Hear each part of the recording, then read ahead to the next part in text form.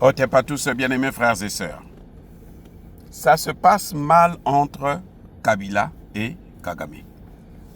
En fait, je vous ai dit non, Kagame n'est pas malade, il fait le faux malade.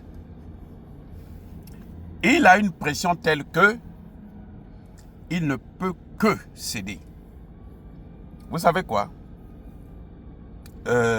Bintou Keïta, pour une fois, est allé avec un message clair. Celui des Américains et celui de l'ONU. Il faut respecter la résolution 2773. Bintou Keïta a rencontré Nanga. Corneille Nanga a eu cette chance au moins de la rencontrer, cette voyou. Bon, ils se connaissent d'ailleurs. Voilà. Et elle a dit, vous devrez quitter là. Si vous ne quittez pas, nous allons prendre des sanctions contre vous, individuellement, contre vos patrons, c'est-à-dire Kagame, Kabila. Bintou Keïta a dit ça hier. Ça chauffe là-bas entre eux. Entre-temps, les Ouazalendo, eh ben, ils sont le nombre des miliciens rwandais terreau qui rentrent en RDC, là, ils ne cessent de diminuer, hein, parce qu'ils sont envoyés là-bas aussi au repos éternel en nombreux. Alors, donc quand Bintou Keïta intervient, qu'est-ce qui se passe? Eh bien,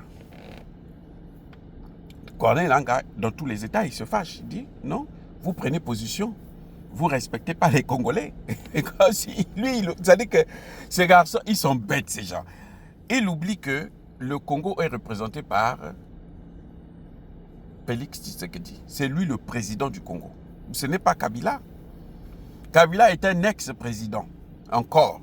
Kabila, là, quand Tshisekedi, si Tshisekedi prend ses responsabilités, on va lui enlever cette nationalité-là. Oui, puisque c'est une nationalité qu'il a acquis par la manigance, par la corruption, par... Il n'est pas ni le fils adoptif, ni le fils biologique. Parce que s'il était au moins le fils adoptif, il y aurait des papiers pour montrer que non, il est le fils adoptif, donc c'est normal qu'il puisse prendre la nationalité. Il n'est même pas le fils adoptif. Il est seulement quelqu'un qui s'est autoproclamé fils. Et puis bon, qui veut jouir de ses prérogatives de fils de Laurent Désiré Kabila. Voilà le problème. Bref. Maintenant, qu'est-ce qui se passe? Kagame, ça fait 7 mois qu'il n'arrive pas à payer ses salaires. Les salaires des militaires, vous savez ça, non? Mais ces militaires-là peuvent tourner les armes contre lui-même. Il dit revenez parce que moi, les sanctions, là, moi, je ne veux pas les subir. Toi, Kabila, tu n'auras pas de... Même si tu as des sanctions, tu n'as pas un pays que tu gères. Moi, je gère un pays, j'ai un peuple qui va mourir de faim ici si moi, je n'ai pas les moyens d'assumer. Donc, moi, je ne veux plus. Kagame demande à ses troupes de revenir. Kabila qui dit non, vous ne partez pas. C'est vous qui m'avez mis dans cette situation. On s'était entendu qu'on va tous aller au repos éternel ensemble. Kabila et Kagame, là, ça chauffe. Ça chauffe. On va aller ensemble. On a commencé ça ensemble, on va finir ensemble. Qui a fait de moi président faux aux Congolais? C'est pas vous? Alors, vous m'avez fait de faux Congolais. Maintenant, vous voulez que je puisse m'arrêter? Non. Qui va payer? Moi, j'ai tout perdu. J'avais déjà 7 milliards de dollars. J'avais les terrains, les ceci, les cela. Tout ça là, je perds ça. Et puis vous voulez partir? Non, vous ne partez pas, on reste ici, tous ensemble. Les amis, Eyindongo, Kuto Kuto, Putulu et Mati, Makala Matikali.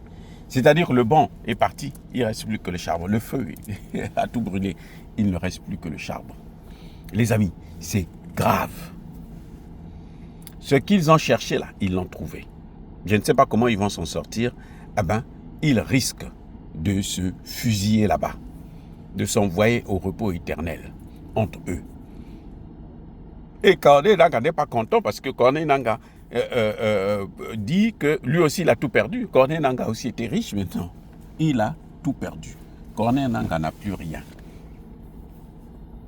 Donc, et il n'est pas content que Kabila plutôt puisse venir prendre son leadership. C'était lui le chef, maintenant c'est Kabila le chef.